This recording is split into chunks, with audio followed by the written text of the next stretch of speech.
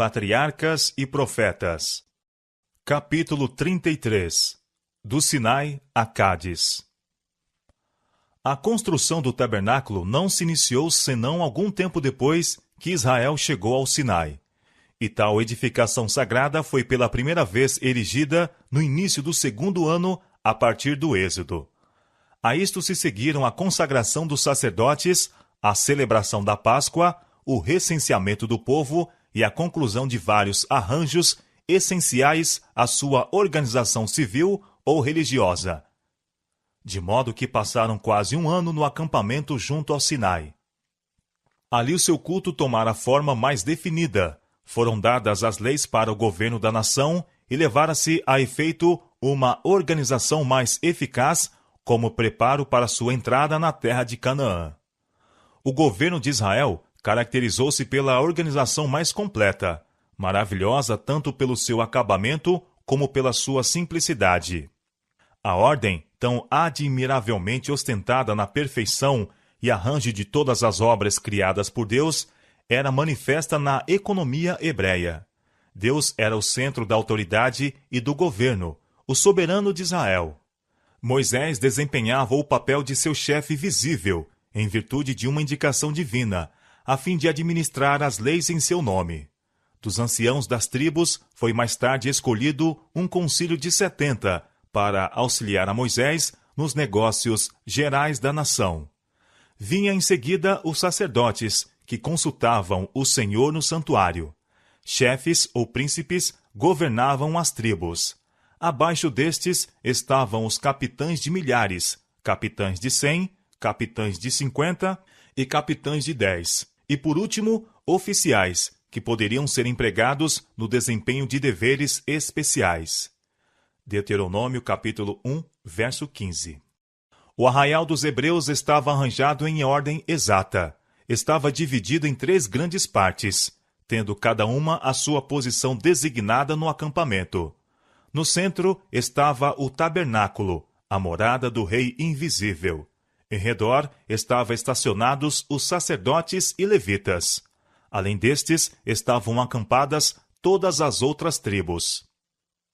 Aos levitas foi confiado o cuidado do tabernáculo e de tudo que ao mesmo se referia, tanto no acampamento como em viagem. Quando o arraial se punha em marcha, deveriam desarmar a tenda sagrada. Ao chegarem a um ponto de parada, deveriam armá-la. A pessoa alguma de outra tribo se permitia aproximar-se, sob pena de morte. Os levitas estavam separados em 3 divisões, conforme os descendentes dos 3 filhos de Levi, e a cada uma foi designada uma posição e obra especial.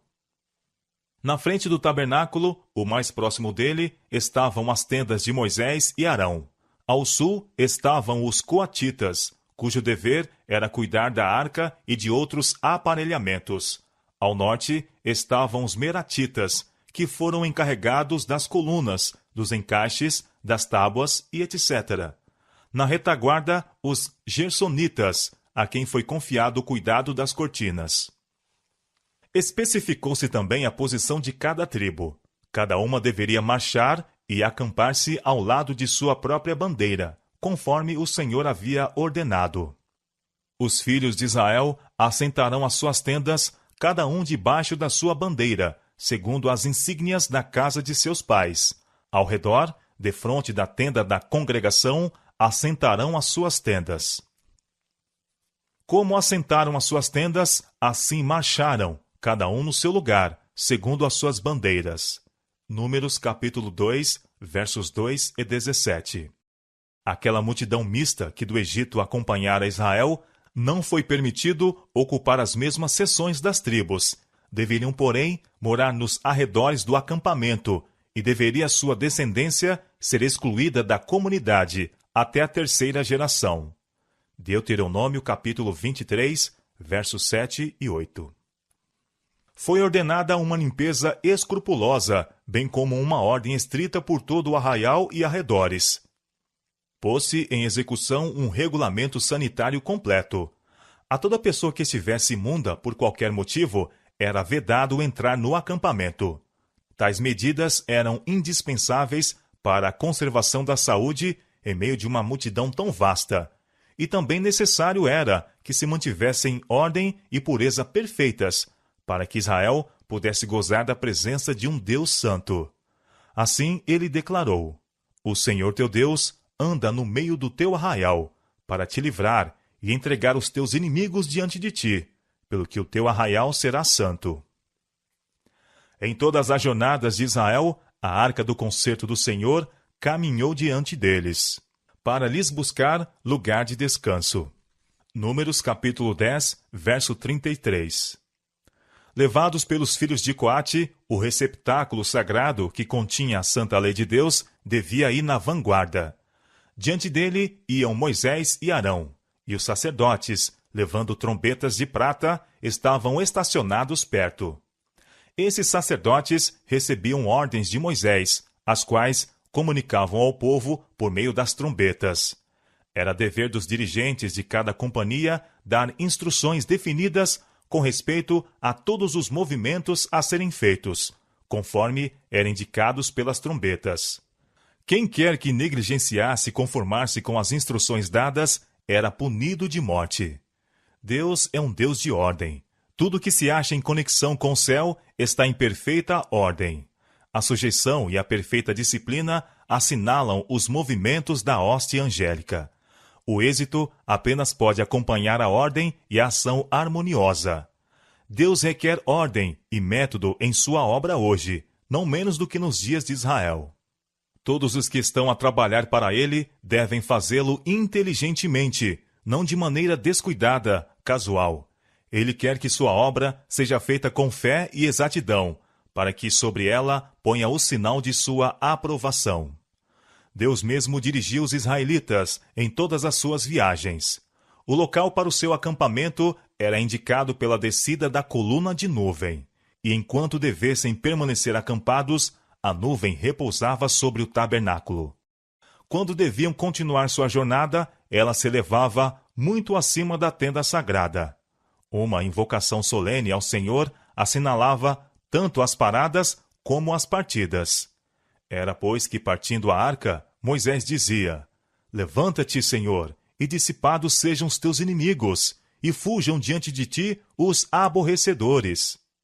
E pousando ela, dizia: Volta ao Senhor, para os muitos milhares de Israel.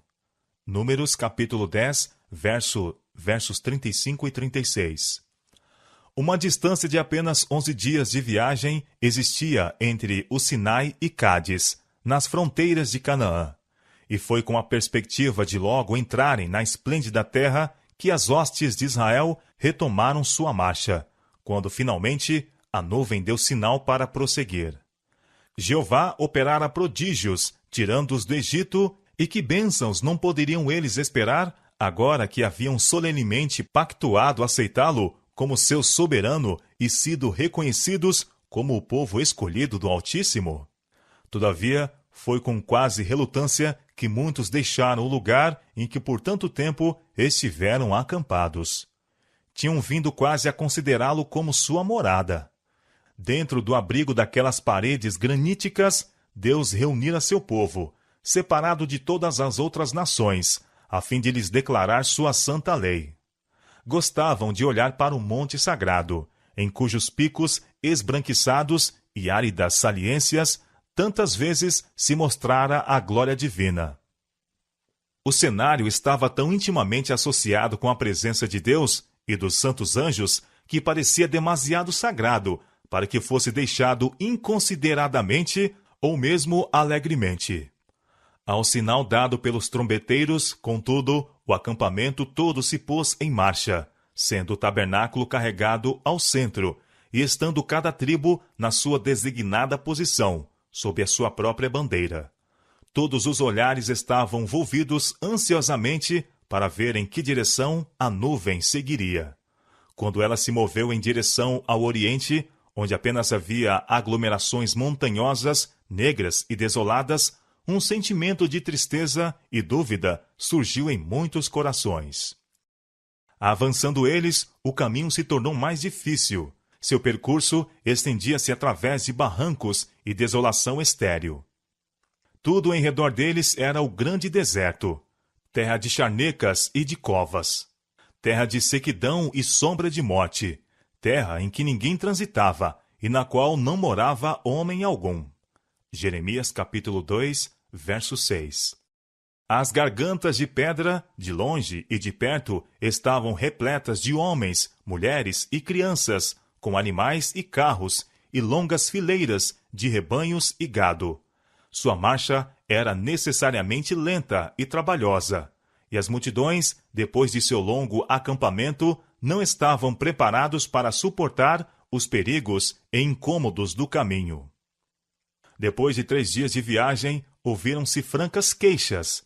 Estas se originaram com a mistura de gente, muitos dentre o qual não se achavam unidos completamente com Israel e estavam continuamente a espreitar qualquer motivo de censura. Os queixosos não se agradavam com a direção da marcha e estavam continuamente a achar defeito no modo como Moisés os estava a guiar, embora bem soubessem que ele, assim como todos, estavam seguindo a nuvem que os guiava. O descontentamento é contagioso, e logo se espalhou pelo arraial. Novamente começaram a clamar pedindo carne para comer, se bem que abundantemente supridos de maná, não estavam satisfeitos. Os israelitas, durante seu cativeiro no Egito, tinham sido compelidos a passar com mais trivial e simples alimento.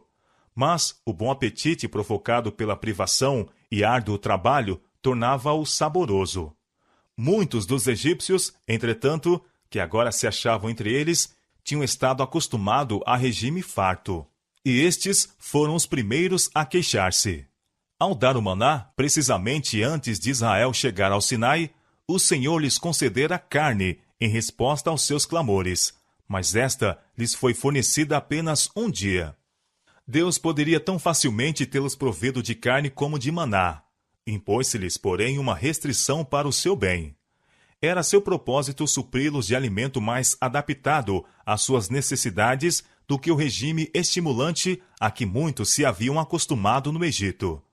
O apetite pervertido devia ser posto em uma condição mais sadia, a fim de que pudessem usar o alimento originariamente provido ao homem, os frutos da terra, que Deus dera a Adão e Eva no Éden. Foi por esta razão que os israelitas foram em grande medida privados do alimento cárneo. Satanás tentou-os a considerar esta restrição como injusta e cruel. Fê-los cobiçar coisas proibidas, porque viu que a satisfação desenfreada do apetite tenderia a produzir a sensualidade, e por este meio o povo poderia ser mais facilmente submetido ao seu domínio. O autor da moléstia e da miséria assaltará os homens no ponto em que ele pode ter o maior êxito. Por meio de tentações que visam o apetite, tem ele, em grande parte, levado homens ao pecado, desde o tempo em que induziu Eva a comer do fruto proibido. Foi por este mesmo meio que levou Israel a murmurar contra Deus. A intemperança no comer e no beber, determinando, como faz, a satisfação das paixões baixas, prepara aos homens o caminho para desrespeitarem todos os deveres morais. Ao serem assaltados pela tentação, pouco poder têm eles para resistir. Deus tirou do Egito os israelitas, para que os pudesse estabelecer na terra de Canaã, como um povo puro, santo e feliz. Para a realização deste objetivo, sujeitou-os a um processo de disciplina, tanto para o seu bem como para o bem de sua posteridade. Estivessem eles dispostos a vencer o apetite, em obediência às suas sábias restrições, e teriam sido desconhecidas entre eles a fraqueza e a moléstia. Seus descendentes teriam possuído força tanto física como mental, teriam tido clara percepção da verdade e do dever, discernimento penetrante e são juízo. Mas sua falta de vontade para se sujeitarem às restrições e reclamos de Deus impediu-os, em grande parte, de alcançarem a elevada norma que desejava atingissem, bem como de receberem as bênçãos que estava pronto para lhes conferir. Diz o salmista: tentaram a Deus nos seus corações, pedindo carne para satisfazerem o seu apetite, e falaram contra Deus e disseram: Poderá Deus, porventura, preparar-nos uma mesa no deserto? Eis que feriu a penha, e águas correram dela, rebentaram ribeiros em abundância. Poderá também dar-nos pão ou preparar carne para o seu povo?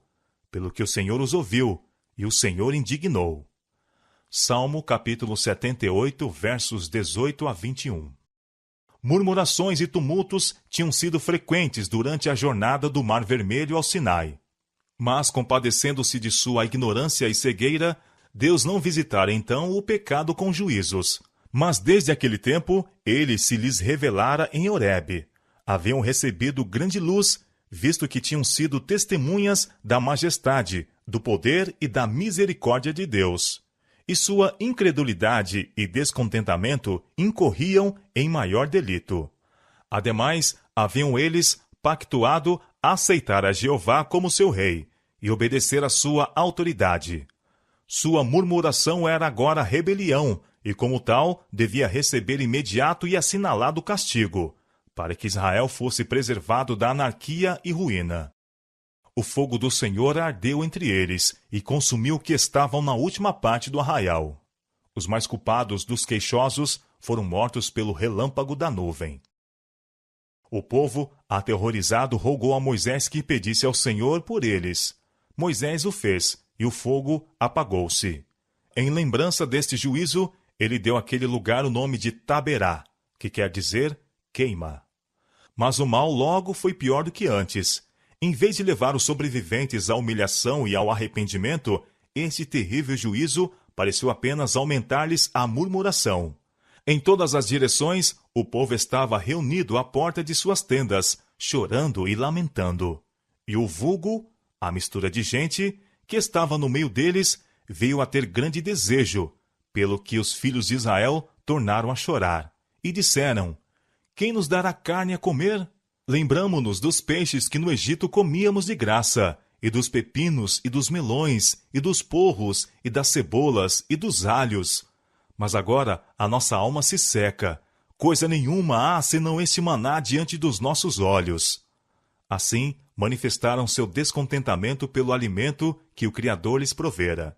Tinham, contudo, prova constante de que o mesmo se adaptava às suas necessidades, pois, apesar das fadigas que suportavam, não havia um que fosse fraco em todas as suas tribos.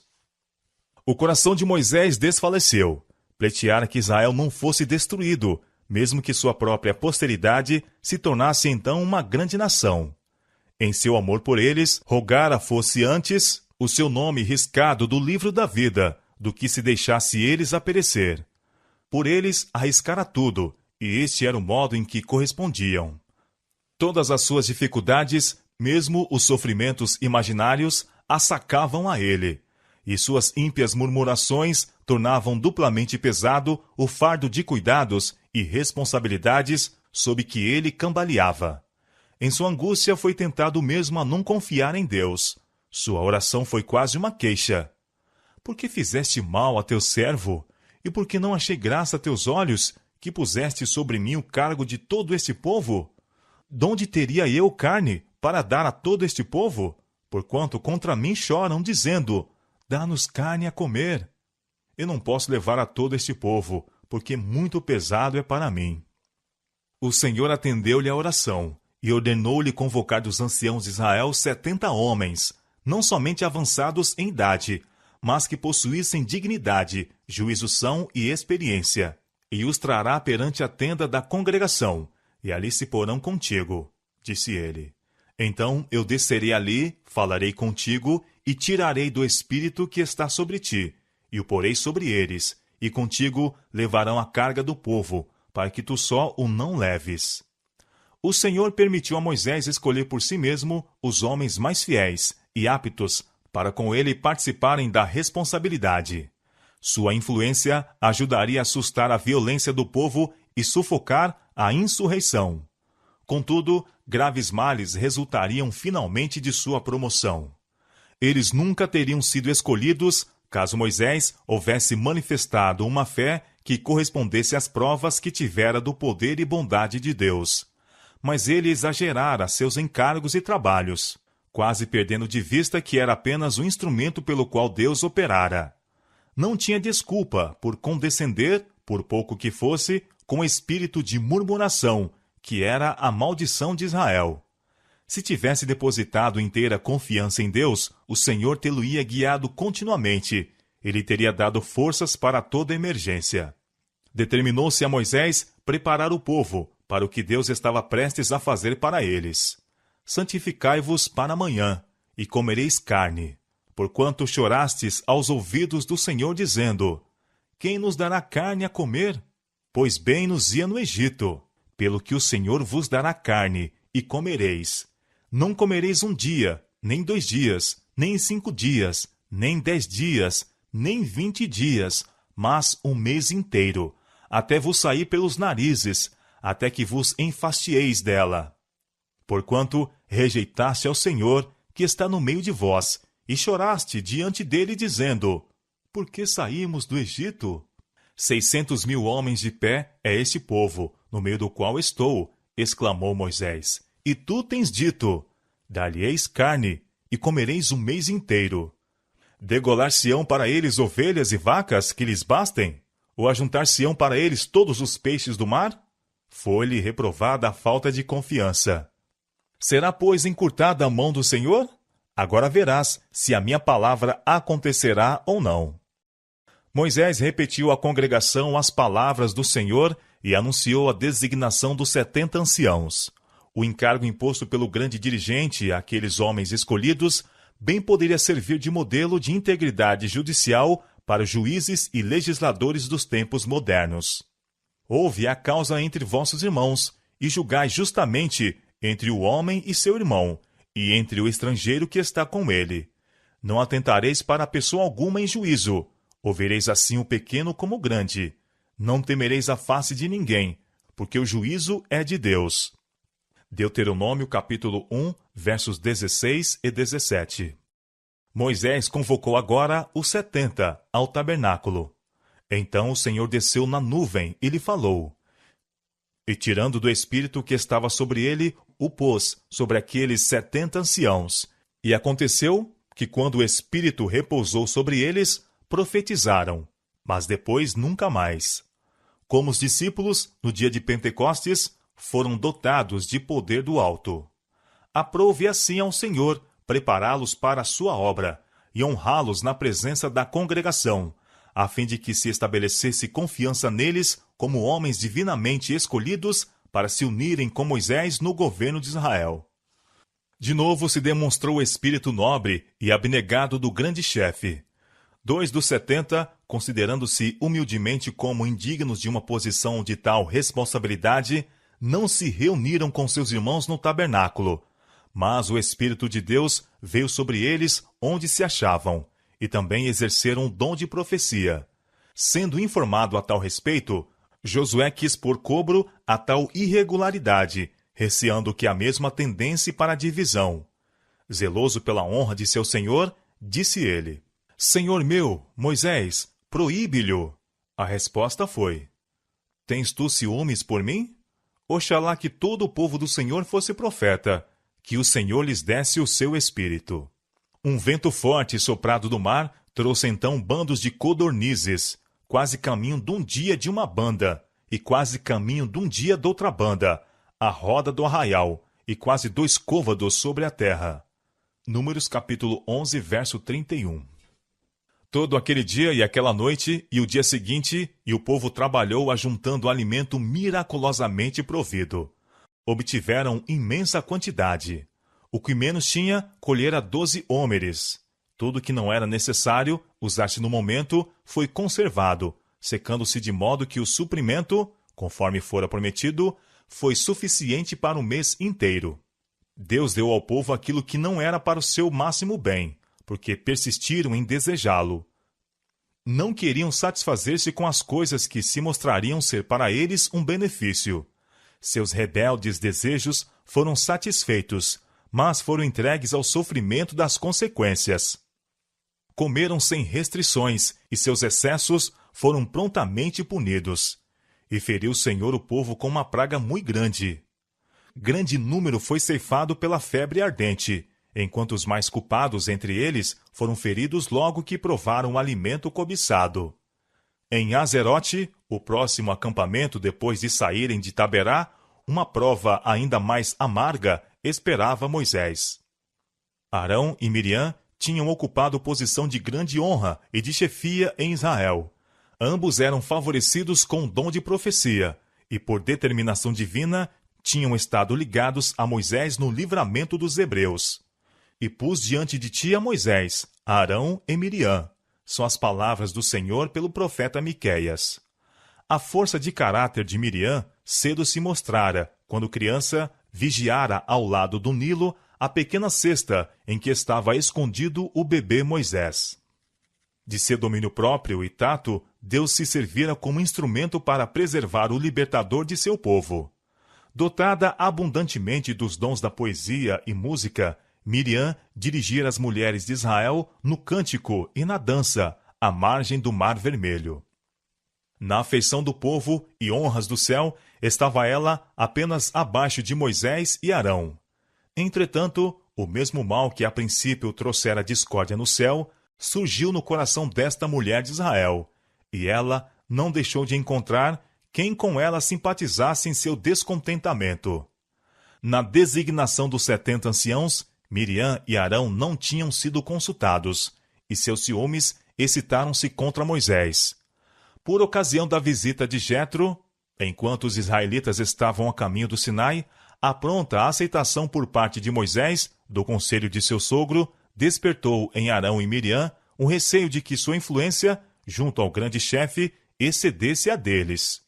Na organização do Conselho dos Anciãos, entenderam que sua posição e autoridade haviam sido desprezadas. Miriam e Arão nunca haviam conhecido o peso dos cuidados e responsabilidades que repousava sobre Moisés. Contudo, visto que tinham sido escolhidos para o auxiliarem, consideravam-se coparticipantes seus na mesma medida do cargo da chefia e acharam desnecessária a designação de mais auxiliares. Moisés compenetrara-se da importância da grande obra a ele confiada, como nenhum outro jamais a sentira. Estava ciente de sua própria fraqueza e fez de seu Deus o seu conselheiro. Arão tinha-se em mais elevada conta e confiava menos em Deus. Fracassara quando se lhe confiara a responsabilidade, dando prova de fraqueza de caráter pela sua vil condescendência na questão do culto idolátrico no Sinai. Miriam e Arão, porém, cegos pela inveja e ambição, perderam isto de vista. Arão fora altamente honrado por Deus pela designação de sua família para o ofício sagrado do sacerdócio. Todavia, mesmo isto aumentava agora o desejo de exaltação própria. Porventura falou o Senhor somente por Moisés? Não falou também por nós? Considerando-se igualmente favorecido por Deus, entenderam ter direito à mesma posição e autoridade. Cedendo ao espírito de descontentamento, Miriam achou motivos de queixa nos acontecimentos que Deus, de maneira especial, dirigira. O casamento de Moisés lhe fora desagradável. O haver ele escolhido uma mulher de outra nação, em vez de tomar esposa entre os hebreus, foi uma ofensa à sua família e ao orgulho nacional. Zípora era tratada com mal disfarçado desprezo. Embora fosse chamada mulher cusita, era a esposa de Moisés, midianita, e assim descendente de Abraão. Na aparência pessoal, ela diferia dos hebreus, tendo a pele de cor um pouco mais escura. Se bem não fosse israelita, Zípora era adoradora do verdadeiro Deus. Tinha disposição tímida, acanhada, e era gentil, afetuosa e grandemente sensível à vista do sofrimento. E foi por esta razão que Moisés, quando a caminho para o Egito, consentiu que ela voltasse a Midian. Ele quis poupar-lhe a dor de testemunhar os juízos que deveriam cair sobre os egípcios. Quando Zípora se reuniu a seu povo no deserto, viu que os encargos dele lhe estavam exaurindo as forças, e deu a conhecer seus temores a Jetro, que sugeriu medidas para o aliviarem. Nisso estava a principal razão da antipatia de Miriam para com Zípora, doendo-se muito da suposta negligência manifestada a ela e Arão considerou a esposa de Moisés como a causa, concluindo que sua influência o impedira de os tomar em seus conselhos como antes fazia. Houvesse Arão permanecido firme pelo que era reto e poderia ter reprimido o mal, mas em vez de mostrar a Miriam a pecaminosidade de sua conduta, compartilhou-lhe os sentimentos, deu ouvidos às suas palavras de queixa e assim veio a partilhar de seus ciúmes. Suas acusações foram suportadas por Moisés, em paciente silêncio. Foi a experiência ganha durante os anos de labuta e espera em Midian, aquele espírito de humildade e longanimidade ali desenvolvidos, que preparou Moisés para defrontar com paciência a incredulidade e murmuração do povo, e o orgulho e inveja daqueles que deveriam ser seus inabaláveis auxiliadores. Moisés era muito manso, mais do que todos os homens que havia sobre a terra, e foi por isto que se lhe conferiu sabedoria e guia divinas, mais do que aos outros. Dizem as Escrituras: guiará os mansos retamente, e aos mansos ensinará o seu caminho. Salmo capítulo 25, verso 9. Os mansos são guiados pelo Senhor, porque são dóceis e dispostos a serem instruídos. Eles têm o desejo sincero de conhecer e fazer a vontade de Deus. A promessa do Salvador é: se alguém quiser fazer a vontade dele, pela mesma doutrina conhecerá. São João capítulo 7, verso 17. E ele declara pelo apóstolo Tiago: se algum de vós tem falta de sabedoria, peça a Deus, que a todos dá liberalmente, e o não lança em rosto, e ser-lhe-á dada. São Tiago capítulo 1, verso 5. Mas esta promessa é apenas para aqueles que estão dispostos a seguir inteiramente ao Senhor. Deus não força a vontade de ninguém. Daí o não poder ele levar aqueles que são demasiado orgulhosos para serem ensinados, os quais se inclinam a ter o seu próprio caminho.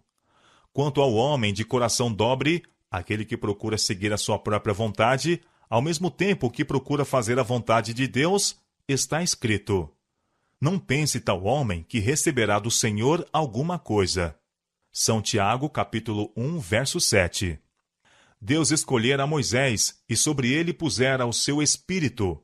E Miriam e Arão, pelas suas murmurações, eram culpados de deslealdade, não somente para com o chefe, que lhes fora designado, mas para com o próprio Deus.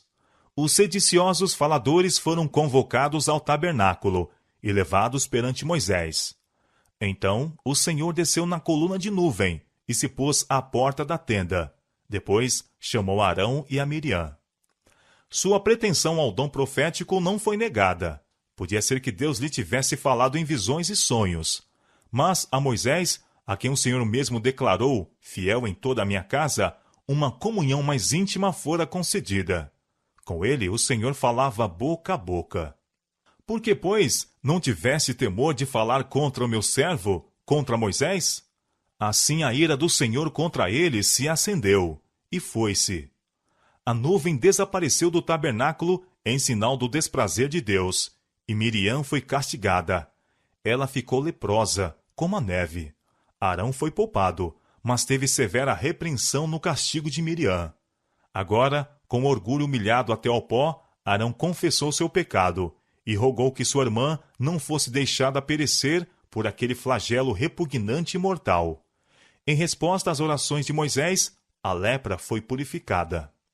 Miriam foi, contudo, excluída do acampamento durante 7 dias. O símbolo do favor divino não repousou de novo sobre o tabernáculo até que ela fosse banida do acampamento. Em atenção à sua elevada posição, pesarosos pelo golpe que sobre ela fora desferido, a multidão toda permaneceu em Azarote, esperando sua volta. Esta manifestação do desprazer do Senhor destinava-se a ser um aviso a todo Israel para reprimir o crescente espírito de descontentamento e insubordinação. Se a inveja e descontentamento de Miriam não houvessem sido repreendidos de maneira assinalada, disto teria resultado um grande mal. A inveja é uma das mais satânicas características que podem existir no coração humano, e uma das mais funestas em seus efeitos. Diz o sábio: cruel é o furor, e a impetuosa ira, Mas quem parará perante a inveja? Provérbios capítulo 27, verso 4. Foi a inveja que a princípio causou a discórdia no céu, e a condescendência com a mesma acarretou males indizíveis entre os homens. Onde há inveja e espírito faccioso, aí há perturbação e toda a obra perversa. São Tiago capítulo 3, verso 16. Não deve ser considerado coisa banal falar mal de outros, ou fazer-nos juízes de seus intuitos ou ações. Quem fala mal de um irmão e julga seu irmão, fala mal da lei, e julga a lei. E se tu julgas a lei, não és observador da lei, mas juiz. Não há senão um juiz, a saber, aquele que trará à luz as coisas ocultas das trevas e manifestará os desígnios dos corações. São Tiago, capítulo 4, verso 11, e 1 Coríntios, capítulo 4, verso 5. A Bíblia nos ensina especialmente a nos precavermos quanto a fazer acusações contra aqueles a quem Deus chamou para agirem como seus embaixadores. O apóstolo Pedro, descrevendo uma classe de declarados pecadores, diz: atrevidos, obstinados, não receando blasfemar das dignidades, enquanto os anjos, sendo maiores em força e poder, não pronunciam contra eles juízo blasfemo diante do Senhor. 2 São Pedro, capítulo 2, versos 10 e 11. E Paulo, em suas instruções àqueles que são postos na direção da igreja, diz: não aceiteis acusações contra o presbítero, senão com 2 ou 3 testemunhas. 1 Timóteo, capítulo 5, verso 12. Aquele que pôs sobre os homens a pesada responsabilidade de chefes e instrutores de seu povo, responsabilizará o povo pela maneira por que tratam seus servos. Devem honrar aqueles a quem Deus honrou.